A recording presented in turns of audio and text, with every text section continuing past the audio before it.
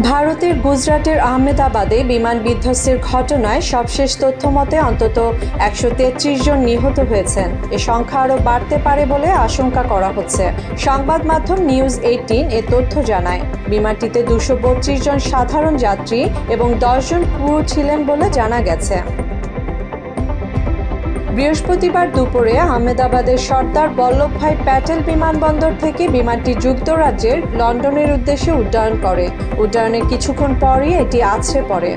বিমানটিতে ছিলেন ১৬৯ জন ভারতীয়, ৫৩ জন ব্রিটিশ, ৬০ জন পর্তুগিজ এবং ১ জন কানাডিয়ান। বিমানটি আছড়ে পড়া মুহূর্তটি ধরা পড়েছে ক্যামেরায়। এতে দেখা যাচ্ছে বিধ্বস্ত হওয়ার সঙ্গে সঙ্গে বিমানটিতে আগুন ধরে যায়। এরপর সেখান থেকে কালো ধোঁয়ার কুণ্ডলী বের হতে দেখা যায়। মাত্র ৩০% টাকায় জমির মালিক হয়ে নতুন বাংলাদেশের গড়ে তোলার স্বপ্ন দেখা বাংলা বসতি। জানা গেছে, বিমানটি আছড়ে পড়েছে একটি মেডিকেল কলেজের ছাত্রাবাসে, যেখানে এমবিবিএস শিক্ষার্থীরা বসবাস করতেন। বিমান সরাসরি ছাত্রাবাসে আছড়ে পড়ায় অনেক শিক্ষার্থীর মৃত্যুর শঙ্কা করা হচ্ছে। প্রত্যক্ষদর্শীরা জানিয়েছে, বিমান কলেজের ছাত্রাবাসে বিধ্বস্ত হওয়ার পর সেখানে হৃদয় বিদারক ও বিশৃঙ্খল পরিস্থিতির সৃষ্টি হয়। ইতোমধ্যে একাধিক শিক্ষার্থীর মৃত্যু নিশ্চিত হওয়া গেছে।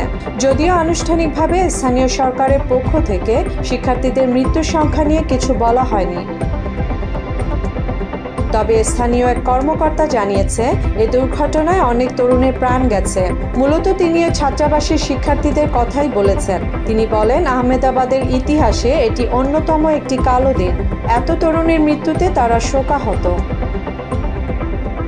মুসলিমা জাহান মিতু, বাংলা এডিশন।